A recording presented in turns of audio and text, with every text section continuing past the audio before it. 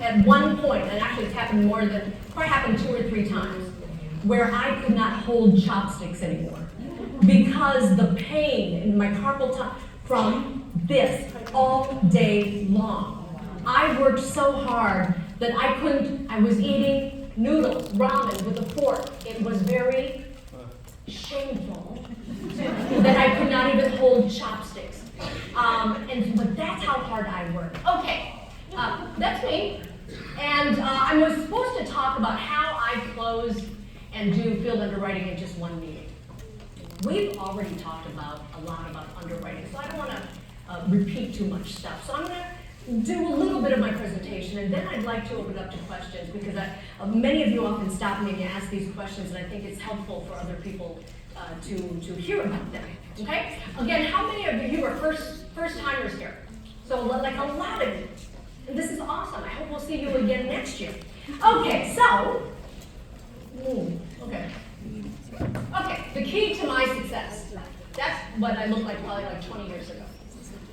So many of you know I was a newscaster, so I worked for CBS in Los Angeles for over 2 decades. And then I retired at the age of 49. I was done. My career wasn't fulfilling anymore. Okay? But I worked in this career not because I just wanted to be on TV. Now there are a lot of egotistical people in this industry. But I felt like I was providing a public service, so I always felt like I was informing people. You know, like the fires that are going right now in Los Angeles, like that's when I felt like, this is why we're here, to inform the public. So I really loved that part of my job, and when I felt like it wasn't really doing that anymore, I decided to quit. And I was happy, retired. I could go to my kids' volleyball games, I could do nothing. And then that got kind of boring after a while. And then FFS came into my life, and I feel like this is where I'm supposed to be. So I started my business in October 2022. How many of you started at zero knowledge about this industry? Zero knowledge, none.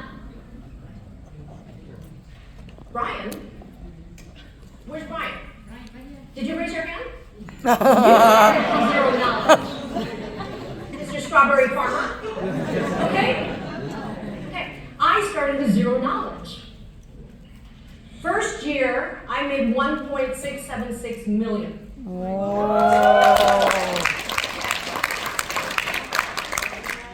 And then I came to this event, loved it. This is my favorite FFS event. Okay? And I didn't think I could do any more than that. I mean, 1.6 is like really good, right? I didn't think I could do any better because why? Well, there are only 24 hours in a day, and I was already working 25 of them. I just felt like I could not work any harder than I do. I came to Level Up, and Miss Shirley Lou said to me, "Hey, are you doing annuities?" And I said, no. In fact, I'm not a big fan of annuities, right? I'd always heard high fees, all the stuff that she talked about. Didn't know anything about annuities. And she said, you're gonna kill it if you just start doing annuities. So I started selling annuities at the end of April of this year. And so far, I've written $5.5 million worth of annuities.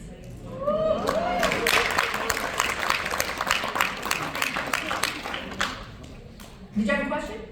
Oh, you're still sexy. All right, nice. And so second year, I didn't know, like how well I would do. Second year, I made almost 3.1 million in my second year of business, right? And now I'm into the first month of my third year. Is that right? Yes, something like that. Okay. And I have full belief that it is limitless. You hear that all the time. I'm living it now.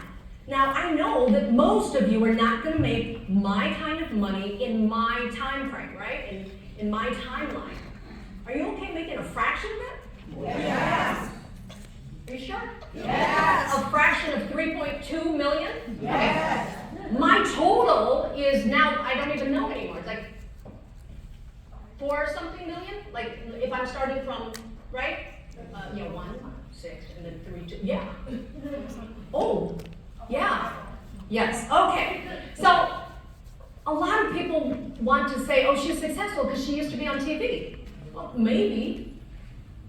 Okay, people will listen to me. Okay? But I am not a great agent because I say the right things. I am a great agent because I ask the right questions. And when you guys can do the same, you are going to be amazing agents. Who, what, why, where, when, how. This is my journalism checklist. Okay? If I can tell a story and I can answer most of these, I've done my job. This is what I use for my insurance business. This is what I use. Okay, so when you talk to your clients, you should be thinking of these. Okay? How do you do it? Well, who do you want to help and protect? Now remember that when I say that these are the questions you want answered, you don't actually have to be asking these specific questions. You want to get this information from them. Okay? So it's going to be like, my kids, my wife, my parents maybe, whoever's depending on you. That's the who. Now what would happen to them if you lost your job or if you died tomorrow? Or if you got so injured or so sick you could not work? Okay? And then why are you worried about it? Or why is it important for you to protect them? Where's your family going to live if something happened to you? Now, this seems, and I see a lot of Asians in here, and I don't know if it's the same in all Asian cultures. Vietnamese, like they want to work, they want to pay off their home because that's the single most important thing is to own your house. Okay? And then now when I meet with them, I tell them, you're doing it wrong. And I'll tell you why in a second, and that's how I do as much business as I do. Because no one has had the courage to tell people you're doing it wrong. Okay? So they're going to say their house. Okay? The house that you still owe money on. And then if they say, well, no, my house is paid off. Oh, well, that's great. How are they going to pay the taxes? How are they going to pay insurance? How about utilities? Have you thought about all that? Like if all you're going to leave to them when you die is your house, they're going to have to sell that house that you worked so hard to pay off the mortgage. When's the best time to get protection for your family? When? Yeah, it should have been yesterday. Right now, just like the tree. Best time to plant that thing was 20 years ago. Next best time is right now, right? Then how do you plan to take care of them? How are they going to continue to carry on without you? Okay, this will tell you a lot. Most people don't even know where to start. But when you gather this information, you will have all you need to set them up with the tools that you have, whether it be a term or a whole life or an IUL or an annuity, whatever. Okay? The art of effective questioning. You've got to know your audience. Now, your clients are different from mine. I have never cold called, I've never asked anyone, hey, can I talk about protecting your family? All of my clients have come to me. So I am very fortunate that way. When you meet with your client, you already know who they are, right? Like you're not like just meeting for the first time face to face with strangers. I am. I have not sold a single policy to anyone I know except my husband and 2 kids. Other than that, no friends. All strangers. So when I meet with them, I know nothing about them. But that's bad. You've got to know who you're talking to be able to tailor the information you're going to give them. I can talk about an IUL to a person who's 65. I can talk about an IUL to a parent of a 6-year-old, right?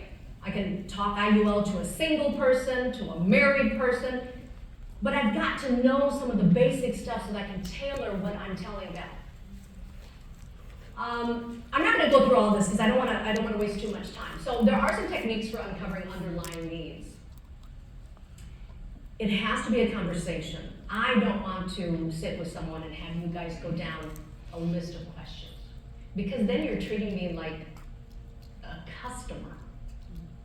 Okay? I want you to talk to me. Okay? And then I don't feel good. I want to talk to you. And so when by the way, I've only met 3 clients in person. And the only reason was they had a ton of money and they also needed the help of my husband who works for Merrill Lynch. Other than that, I have not met a single IUL client of mine in person. When I first started, my upline told me, you gotta change it. We've never closed a deal on Zoom. In the 6 or 7 years she did it, she said she's never closed a deal. That's changed, because now she is, okay? You tell yourself you can't, you won't, okay?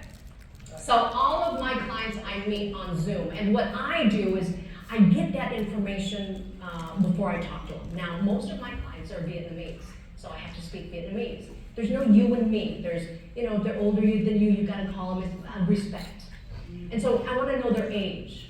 And so I will send them to my website, or I'll have my admin, Jen, talk to them ahead of time, get their birth date, right? Get just a little bit of information so you can kind of guess what kind of needs they may have.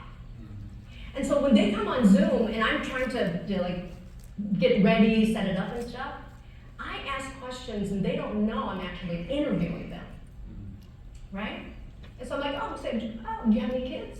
And so when they're talking, they think I'm still getting ready. I'm writing all this stuff down, right? And so it's not, don't interrogate them, talk to them, get to know them, right? And then listen to the answer. Don't just write down what they say and go to your next one, okay? Connect with them somehow. Make sure you're listening. How to handle sensitive topics. Who here has clients who don't want to share their medical information?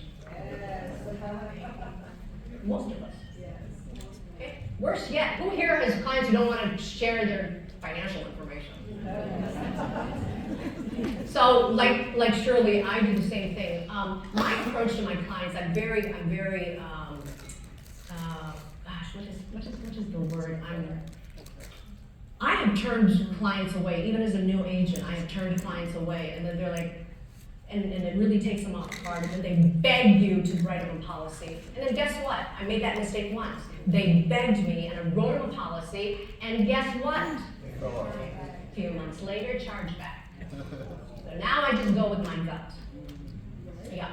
But I want them to feel like, oh man, I am lucky I get to talk to Lena about my family. I am lucky she's gonna help me with this, okay? So maybe other Asian cultures are the same. Vietnamese lie about their finances. They make more money, they say they make $36,000 a year. Same with other Asian culture. So if your clients are doing nails or brows or lashes or hair, I only make $36,000 a year, but they're like Cartier and Louis Vuitton. And then I start talking about their expenses. And what do they do with their expenses? They pump them up. Yeah. So it's like 500, 1,000. And I don't let them do that. I say no. I said, listen, I want to help you, but if you're not going to be honest with me, I can't help you. Okay? I do the lawyer and doctor thing.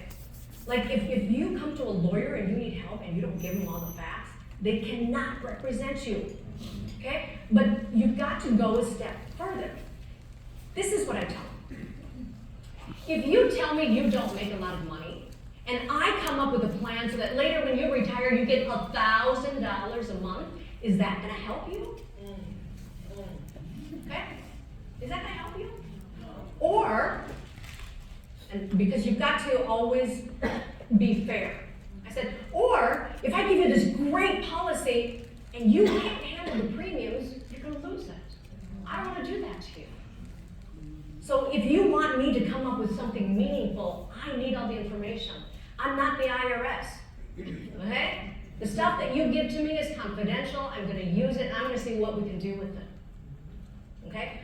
If there are any, who's still here? Do we got any carrier people still here?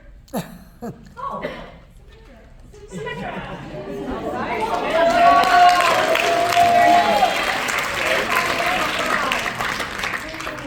So, as you all know, Symetra is fairly new to the FFS family, and I'm a fairly new agent as well. And Symetra and I have an amazing relationship.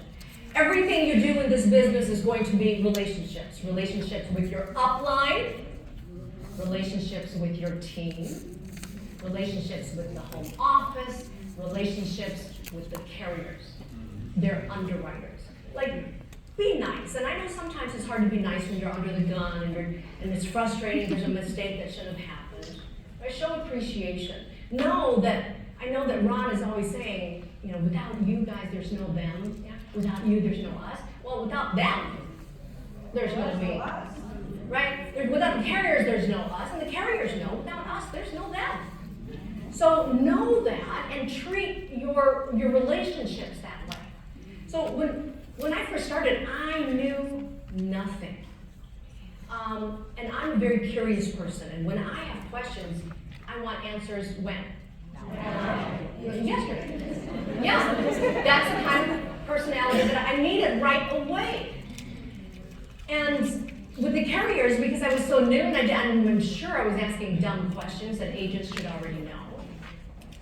And sometimes the carriers are so big that you as a new agent, you feel lost and you're insignificant, right? It's kind of scary. And I said to Ray Castro with Symetra, I said, Ray, I'm new. There are a lot of things I don't know. I promise though that if you give me the support that I need, I'm gonna blow up your business. Symetra, did I do that? I blew it up. And the same thing, it's not just Symetra. I also work a lot with Now Columbus, even more, National Life Group. I do North American. Is like, they're like, who is she? And then it's all of a sudden, you get the extra with, you guys know what I'm talking about, right? If you write enough, they'll go back, retroactively pay you more commission as a bonus. Do you guys know this yet? No? Well, you need to start selling more. Okay? Yeah. So anyway, so your relationships with everybody counts. Okay, it matters. And so anyway, thank you, Symetra, for sticking around and for really being a great partner with me. Okay, preparing for the meeting. Again, research and gather client information. I send them to my website. My website has a list that says, schedule with me. I do not give anyone my Calendly link because I can't. I schedule my time. I know who this person's going to be, whether or not they want more information, whether it's going to take long. So I have my admin schedule all of my meetings. But before they can schedule a meeting, they need to give me information. Okay? Some of it is required, like their birthday, the state where they live, their household income. Do you have a 401k? If so, how much? IRA. Do you have life insurance? If so, what type of policy? I try to get as much information as possible. You will see that there are people who give you very little, right? Their name and then their birthday. And sometimes it's a fake birthday. Thanks for that. And then I always say to make the most out of your time and to make the most out of my time, like if you've got statements, like I'm gonna ask you these things. Like if you don't know how much is in your brokerage account, well, it's gonna take time because I'm gonna have to sit there while you look it up. So try to get as much information as possible. The more you give me, the better I can help you, okay? Would you think this is true? Yes, trust? Number one. Number one. Always be honest. This is so important to me. And when I say this, it's not like you're lying, because sometimes we tend to kind of, pump stuff up a little bit, right? Like, give me $50 a month, I'll turn you into a millionaire. Really? Are you sure? Yeah, maybe if you're 20 or if you're 2 years old, but if you're 35, 40, and they hear that, so, no false promises. Right? Let's be honest and transparent whenever we're talking to anybody, but especially to your clients. One, it builds trust. Two, you really want a referral, then don't lie to them. Right? Okay, testimonials, you know all this stuff. You can share your expertise, but avoid being overly technical. This is, sometimes when we learn something and we want to prove that we know it, what do we start doing? We start giving all the details and words. No, because then you're going to make them feel more stressed out because they're confused. And when people are stressed out, they're gonna say, you know, I gotta think about it. Yeah, I need more time to think about it. Right? Again, with what you've been hearing on stage, they, tell them what it does. Like, you don't have to explain every little thing. Let's explain concept. Let's show them what it can do. Let's at least get them interested enough to ask you, well, what does it look like when we pay $2,000 a month? Right? Okay. Earlier, when someone was given an example and someone else asked, well, why didn't you show them, $600 a month? Why did you go with $750? And I understood both reasons for why someone would do what. Do not be afraid of showing something and too big. Okay? Because what you're going to do is you're going to shoot yourself in the foot. Yeah. Don't start them off showing them what $200 a month could buy them. Okay? So how do you do that? How do you do that without freaking them out? This is what I do. Sometimes they can't decide. Or I do their household income, monthly income, take home expenses. By the end of the month, they have like $5,800 extra. And I say, okay, how much of that can you set aside and not touch? I think I could probably do 300. And I'm like, okay, let me show you what I would do if I was you. Like if these were my numbers, this is what I would do. And you can change it any way you want after. But just let me show you, if I was you, this was my income, these were my expenses, this is what I would do. Okay? And then I show them the $3,000 a month premium. Okay? And then if they want to say, yeah, can you show me what it looks like at $500? Sure, I'll show you. And then they look at it and they're like, okay, what does it look like at $1,000? Okay, what does it look like at $2,500? And sometimes, more than just sometimes, like if you knew my business, well, what does it look like at $6,000 a month? It happens. Okay, so don't shoot yourself in the foot by showing something so small that then anything else you show them afterward just looks expensive. Okay, show them something good that anything else after that looks like not enough. Right? Yeah. Okay. One thing I do have to be better at is asking for referrals. I don't ask for referrals. And so that is one thing I'm going to take from this level up. Okay, same thing that we talked about. I closed in one meeting. So in the first year I did 282 IUL policies in my first year. It has, thanks. I don't even know what the number is now, but I can count. I can count on one hand how many meetings required more than one meeting. So I do it all in one meeting. Okay. I worked on Christmas Day, Christmas Eve. I worked on New Year's Day. So people will say, oh, you probably don't work, or you probably do. No, I don't take time off. Why? Because my clients finally have time off work. My clients finally have time to actually sit and really listen to what I'm saying. I will not ever take a lunchtime meeting. I don't do that. If they only have an hour to talk to me, I won't do it. Why? Because I'm not having a second meeting. This is it. You want time with me? You need time. You block out 90 minutes with me. Okay? Yeah. So, but not everyone can do that, but if you can start to behave that way and count on it, you may surprise yourself. Don't plan on more than one meeting. Like if you're gonna plan on it, it's gonna happen. I don't want that to happen. I want one meeting, right? So like 90-something% of my business is done in one meeting. And it's not just done as in they say yes. It is application, information, ready to be submitted. Yeah. Yeah, so, thank you. How many of you have made this mistake?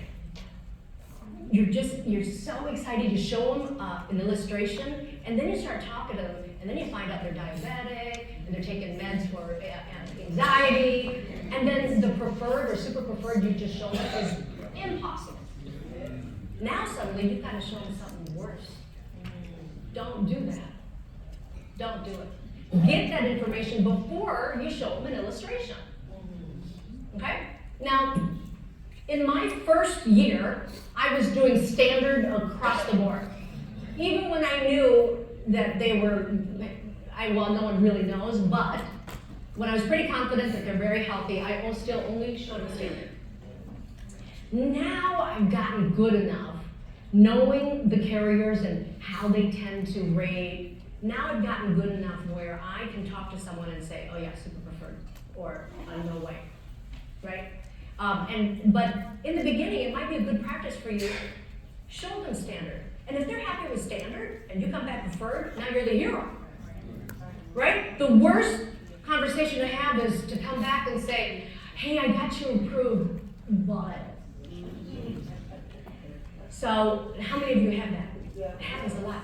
You know how, I'll show you how I handle it. And this has happened a few times with Symetra in particular.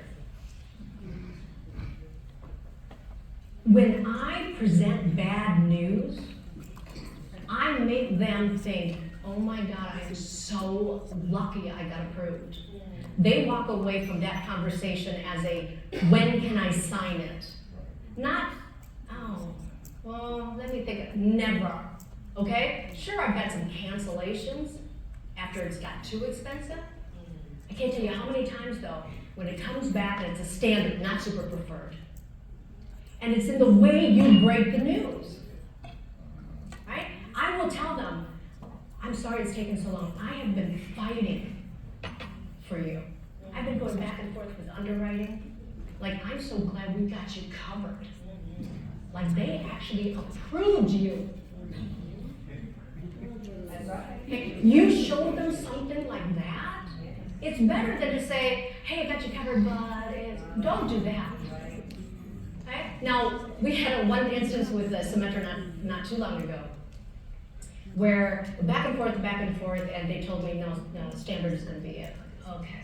I go back, talk to them, and they are so happy.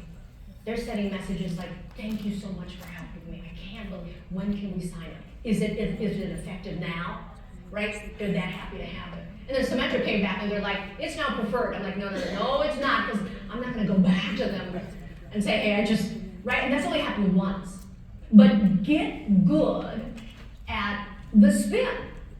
It's how you deliver your news. Okay? When I do a delivery, I send it to them, and then I give them a text, and it's congratulations, and I use my emojis. We just got you the best rate possible. Okay? You've got to use emotion. They've got to feel something. Because when they feel something, they're going to look for that delivery so they can sign it. How many of you sent out a delivery and like 5 days later they haven't even opened it and they haven't looked at it? That's awful. That's awful. And why the heck did it take you 5 days to realize they didn't sign it? Right? My team will tell you. I'm all over that. I text my team members at 6 o'clock in the morning. Hey, did you see this offer? No, I'm sleeping. Right? Speed. I do not wait. You want to be on my team? You will not wait. Okay? And so, by the way, for those of you who are new, when I joined this business, I told FFS, I'm not going to recruit. I'm not building a team. Don't make me do it. If I can succeed as just a producer, I just want to help people. And if I can do that, I'll sign up. But if I have to recruit, I'm not playing that game. They said, no, you can do whatever you want. Team family, please stand up. Okay, so this is my team just for this.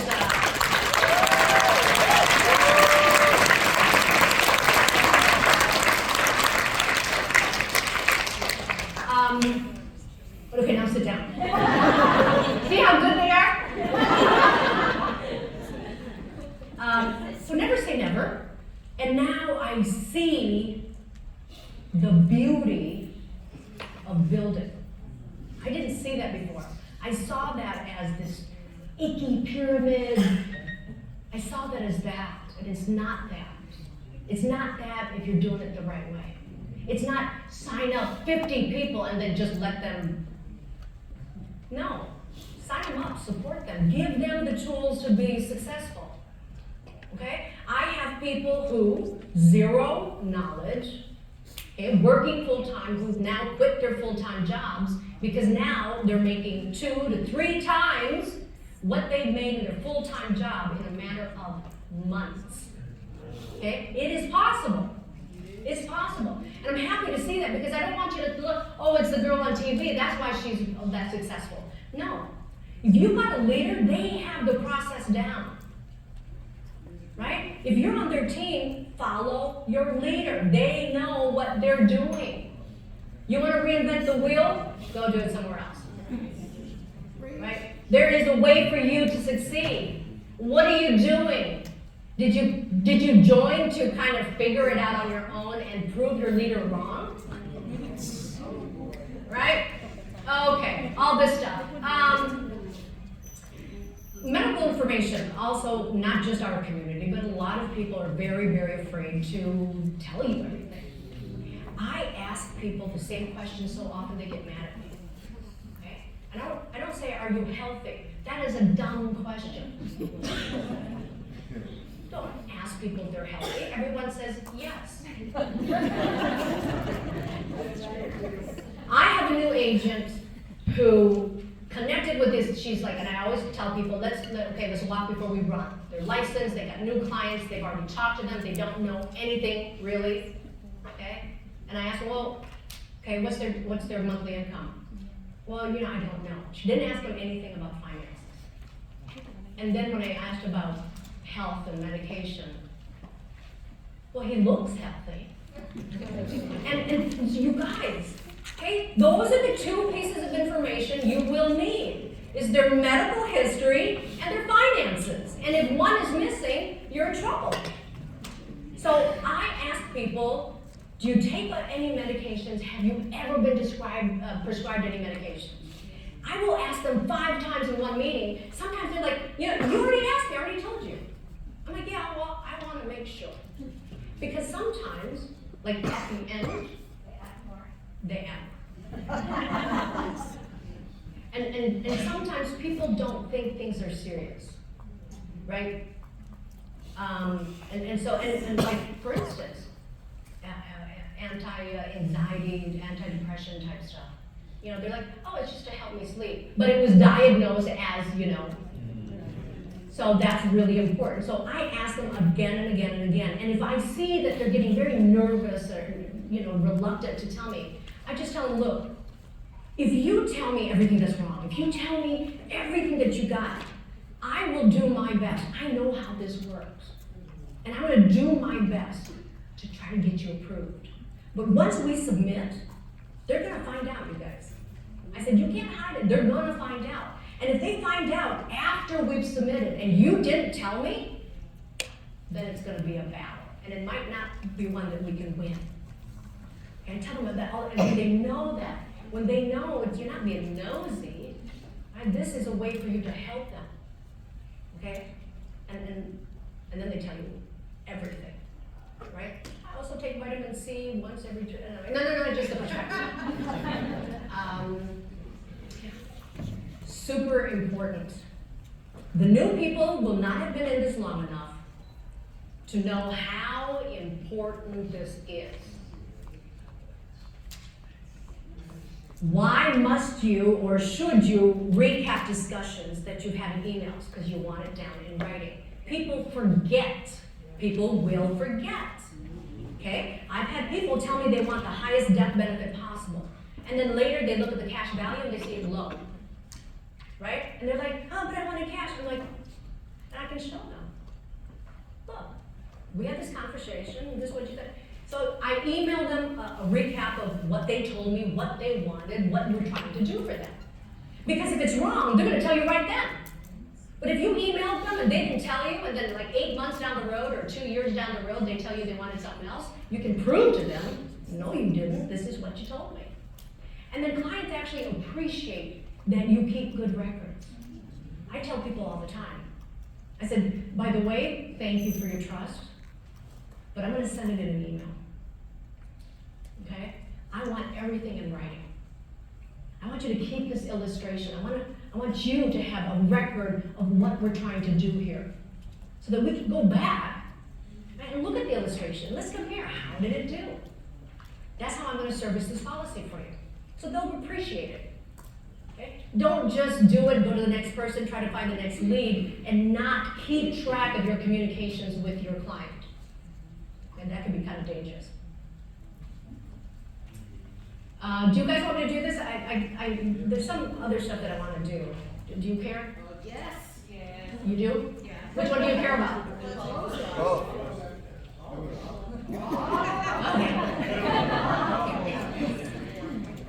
When I'm talking to a client, and first of all, you have to get very good at observing people. Okay? Don't be looking down at your notes when they're answering you, because you're missing a lot. It's not just the words, right? Look at their face. Look at how they've reacted to the question. Look at how they've reacted to the information you gave them in the illustration. Okay? Most people, when you give them like a max funded IUL and they look at their eyes go, like when you see that they're that impressed, you're like, yeah. And guess what? That beats your Social Security all day long. Oh, what else? Your Social Security is taxable. This isn't. Okay? And then they start, right? They're giving you signals. It's a yes. Okay? Role-playing techniques for closing a sale and overcoming last-minute objections. Okay, let's talk about objections. We've all heard them. Okay, they got to think about it. They got to tell their wife or discuss it with their husband. I've gotten to the point where if I see that the female is probably going to end up having to get her husband's permission, like I tell her, I should probably be having this discussion with you and your husband. One, I don't want to do it twice. Okay? If I don't find that out until like the end of my meeting, I will say, if your husband has a question, I'm happy to get on a call and explain it to him. I don't want you to explain it to him. Why? Because you just forgot what I told you 3 minutes ago. I don't want you giving him bad information. Okay? You're going to be able to sell the spouse before the spouse can sell the spouse, right? Okay, so don't put in some work. Yes, it's going to have to be another meeting. Okay? You already know this, and I get maybe sometimes we don't vocalize it. We all, after we've worked in this industry, will have stories of people who waited. Okay, I haven't been in this long, and I have stories of people who waited and who no longer can get covered. I have people who bought, and then 6 months later, right? They found a lump in her breast and they still don't know what it is. In fact, she became my agent. Where is she? Pink. Yeah, right. Okay. In fact, all of the people that you saw on my team, majority of them were clients first and are now agents, or just saw what we were doing and wanted to join the team. Like, everything I do in this business is kind of backwards and different from how most of other leaders do it. And so, but anyway, you've got to use those examples for when you notice that someone is kind of maybe hesitating, right? And then if it's the price, learn to recognize when it is time to show something lower. Right? Like if 3,000 sounds so much, and then you can see that I'm like, but here, look. Does 2,000 seem a little more doable for you? Oh yeah, let's look at that. And I can feel them breathing a sigh of relief, right? So recognize when it is time to show them something.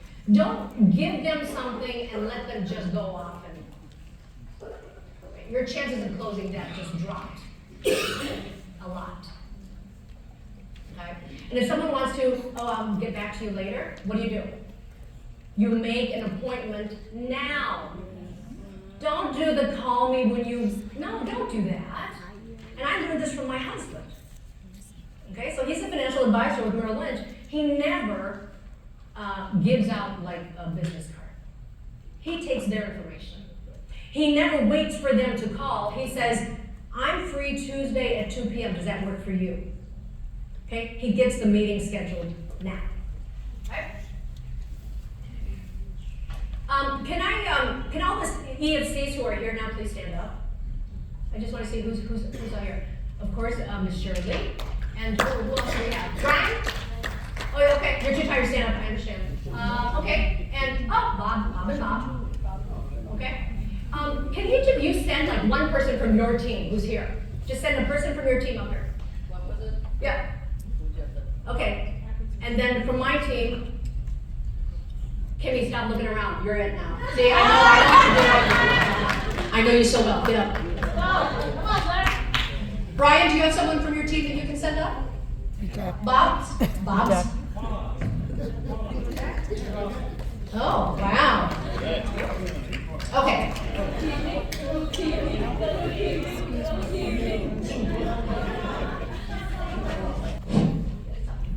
Okay. One thing that I love training my team on is how to talk about it, because none of them are salespeople. They're all very nervous. Most of them say, oh, I'm introvert. Do I have to talk? Yeah, you got to talk to people. Okay? And so one of the things we do is the elevator pitch you've heard of, right? Okay? Oh, yeah, I see that look on your face. Okay. How long have you been in this business? 14 years. Okay, why don't you hold it? Okay, 14 sure. years. So, like, when you meet people at a party, what is the one question that always comes up? What do you do? Okay? So, hi. Hi. No, I'm married.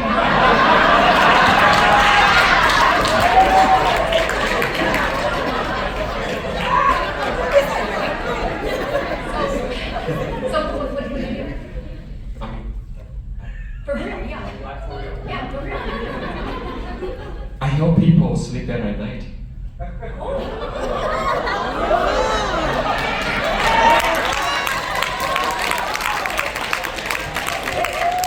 Well, I'm still married, but what are you talking about? You know what? People can't sleep now because of a lot of stress, and most stress came from financial insecurity. So I help them secure their finance. Very good. You can see 14 years. So, how long have you been doing this? Oh boy, 21 years. Oh, wow. And what do you do? So what do you do? What I do? I'm a safe money specialist. A safe money specialist? Safe money specialist. What does that mean? I work with financial concepts that are safe, that nobody loses any money. It's things that are secure. Like legal or? They're legal. Yeah, very legal. Yeah, we should talk sometime. Yeah, if you've never heard of it, why risk, right? Right. Oh, Nobody wants to be oh, wow. in a risk. Yeah. How much money do you want to lose? Okay, how long have you been doing this? I've been in the financial industry for 15 years now. 15 years? 15 years. 16 years? 15. 15 years. All right. And what do you do? What do you mean? What do you do? I educate people on how to take care of their financial goals and their financial future. So, like, are you like a teacher or like a professor? Or? I do a lot of teaching people principles about how to safeguard their money, how to prepare for different financial goals, and also prepare for the kind of financial future they want to live. Very good.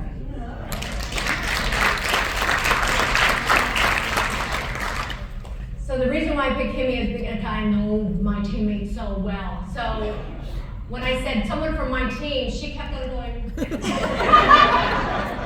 Kimmy joined me in October, so she's kind of shy. But Kimmy, what do you do? I make people millionaires.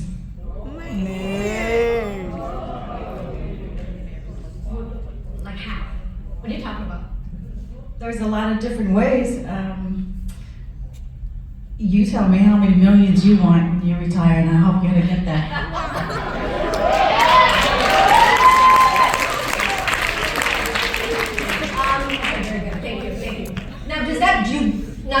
have been in it forever. Does that make you nervous?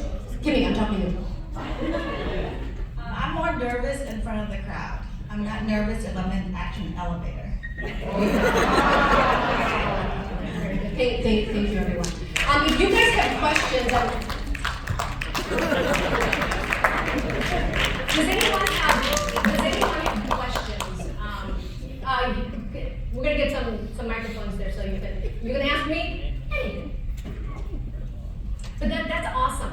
We do that a lot, and this is because all of these people were so experienced. When you see new people, this is what you're often gonna hear. I do not ever want to hear I sell life insurance.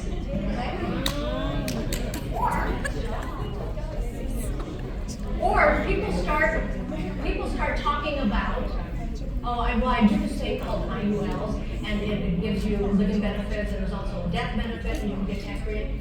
Too much information. Do not talk about products. Okay? Wherever you're meeting these people, whether it is actually an elevator, mostly at a party or some kind of other gathering, there is no real focus. There may be time, there's no real focus for them to hear what you're really saying. So don't waste your breath then. Just like something grabby like that. Grab their attention. Don't just give out a business card, right? Try to get their contact information. And if you're really good, say, I actually hold Tuesday afternoons at 2 p.m. Like, can I call you then? Let's set up a meeting. I'll tell you more about it. Right? But get comfortable talking. I have a producer. Okay, she's already covering her face right now. Who? Yeah, you. Who is doing so well, and each time we do this role play, and we did it just at the Airbnb last night, or the night a couple of days ago, and I said, so what do you do? And she tenses up, and it's like she almost wants to cry, because she feels so put on the spot. You guys, get comfortable talking, because if you're afraid to show people and tell people what you do, they're not gonna feel confident to talk to you about those things, right? So, but you can't just do it in your head. It's got to come out of your mouth. You've got to practice it. Sir. Okay. Oh yes, I thought that the microphone's afraid of me, but anyway. My question is, I saw one of your slides and you're talking about getting the underwriting and the agent together to get the process, closing quick. I don't know how we get it, underwriting, at the same time that we do the application with the client. Okay, so when they're talking about that field underwriting, it's the information that goes on the application. So it's not just the personal information, it's actually the part two. It's have you ever been diagnosed with all of these things? So you don't have to go through all that before it gets to the application process, but it's are you on any medications right now? Do you take anything right now? See, it's all of that because you got to get that information first before you even do the illustration, before you get to the application. Right? So show them an illustration that is realistic. Show them an application that you can actually get through. Because if you do a super preferred and then you find out that their A1C is 6.5, and they're on high blood pressure medication, and they have insomnia, right? It's got to be in the conversation. Okay, so when they're talking about field underwriting, it's, finding out what did they do for a living, how much income do they make, we've got carriers here, but a lot of my clients tell the IRS they make $40,000 a year. Hold on a second, Trent just paid attention suddenly. I don't want to get anyone in any trouble. You guys, that's just real life. There are people who don't. They make tip money, they make cash money, whatever. I don't care. Like when people tell me, when I ask people about income, I say, I'm not asking you what you file on taxes. I'm asking you how much money do you actually make? I want to know. Because it goes to their lifestyle. Okay? We've got people who are nail techs who file $45,000 a year who are driving very nice Mercedes and are dressed head to toe in Chanel. Okay? I want to know how much money do you really have? Because guess what? A lot of my people keep cash at home in a box. Okay? And what do I have to tell them? You're not saving your money, you're losing it. You don't even realize it. Okay? How do you tell people that? And this is what I tell people. Money doesn't sit anywhere. And they say, oh, I got $250,000 sitting at home. Money doesn't sit anywhere. It doesn't sit in your bank either. Money is always going up or down. It is always in motion. What do I mean it's going up or down? In value. It's either going up or down in value. It doesn't sit anywhere. So if your money is sitting at home, you're losing money. If it's in a bank account that earns no interest, you're losing money. Right? These are the things that we have to explain to people to get them to go, oh, well, what else can I do with it? Right? Question over here? What marketing are you using to get your clients, since they're all strangers? So it started with me teaching English on YouTube. And one day I started to talk about finances, and it actually was financial terms, how to pronounce, words like inflation. Okay? And I built an audience. And so that's all I do. I have never paid a single dime for any kind of paid advertising. And it's me providing value for free. I'm just going to give you information, because when you provide value for free, they trust you. You're not there to take anything. You are there to give. Right? And the more you give, the better. I talk about taxes. Can I help anyone with taxes? No. Right? I talk about estate planning. Can I do any of that? Not really, no. I talk about a lot of things that I can't help people with. Right? I talk about 401ks. Can I actually do anyone any favors in a 401k at their current employer? No. But I talk because I want to give them information. That's how you get people to trust you. Okay? Yes. So I had a question about in the 90 minutes that you do your presentation. Do you have a PowerPoint that you show, or do you just take questions and then go right to what you think they should have? I used to allow myself 90 minutes because I was new. Okay? Now we're down to about an hour. In that hour, I have gotten all the information I need, including a copy of their driver's license, a picture of all their medication bottles. I've gotten everything. And, unless I have another meeting right after, when I hang up, you're gonna get an email to sign the application. That's all I'm doing in that 90 minutes. So it starts with getting to know them, right? And then when I start saying, oh, okay, so this is, I think, the way we're gonna go, doing the illustration, getting the yes and doing the application. Like that's how 99% of my meetings go. There's no PowerPoint, nothing. Nope. Yes? What do you do? What do you do? Oh, I help people, very good. I help people figure out if they have enough money to retire on. And if I can find them tax-free income, I'm gonna try to find as much tax-free income as possible for them. Right? By the way, 401k, don't just say it's better to pay your taxes now. People, you've got to understand the concept. And I don't know if you guys actually do. Okay? The 401k was created in the late 70s with the highest tax bracket from the 50s, 60s, 70s, maybe 80s too, was 70%. 70. Okay? Most people today don't even remember that. So the government came out with a thing called the 401 Section K. It's a tax code that allowed you to defer your taxes. So you could keep, right, more of that money, not have to pay your taxes right away, and build it, grow it. So when I tell people about this in my YouTube stuff, I didn't do it now, but if you find me on YouTube, you'll see, I lay out the US tax code history. 1913, it was 7%. Who would love to pay 7% today, right? Back then, they thought, holy moly. Okay? And then it was as high as 94%. Okay?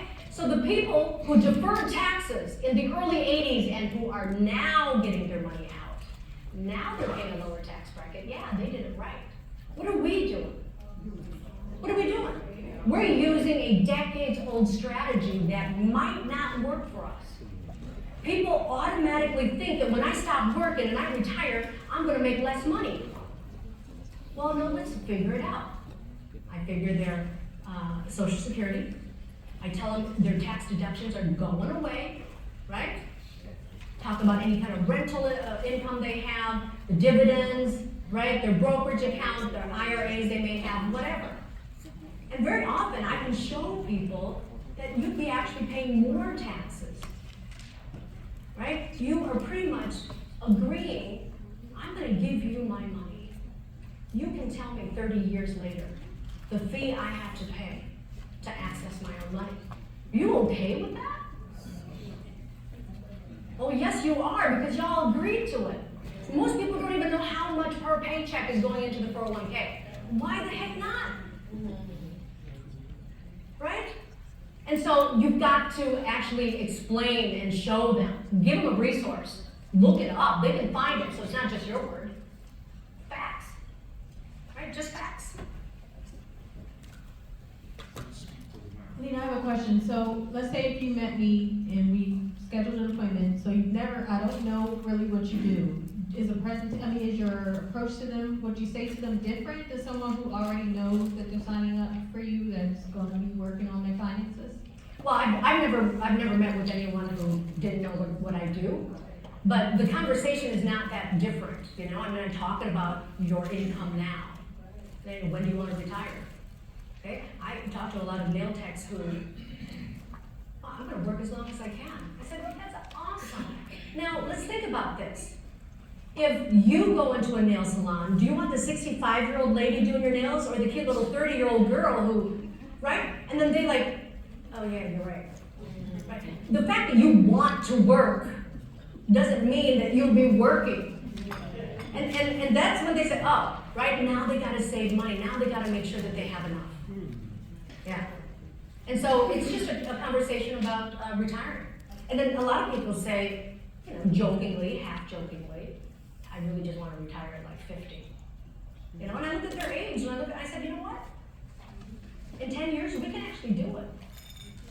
And in fact, after I find out their finances, we can actually get you to retire early.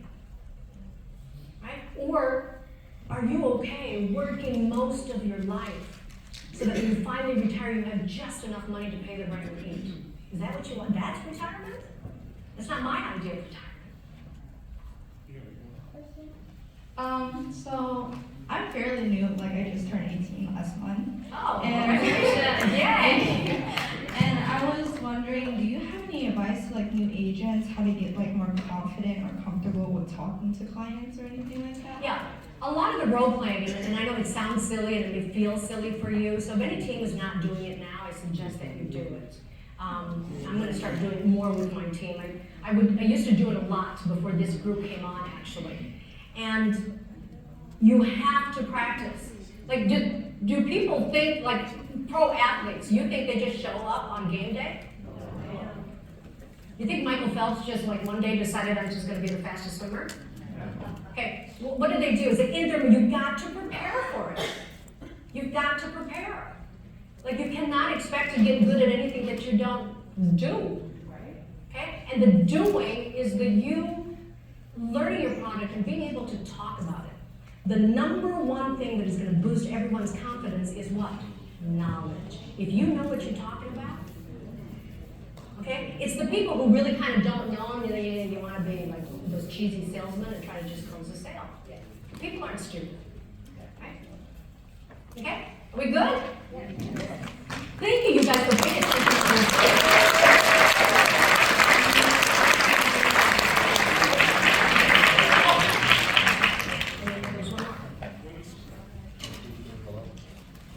There it is.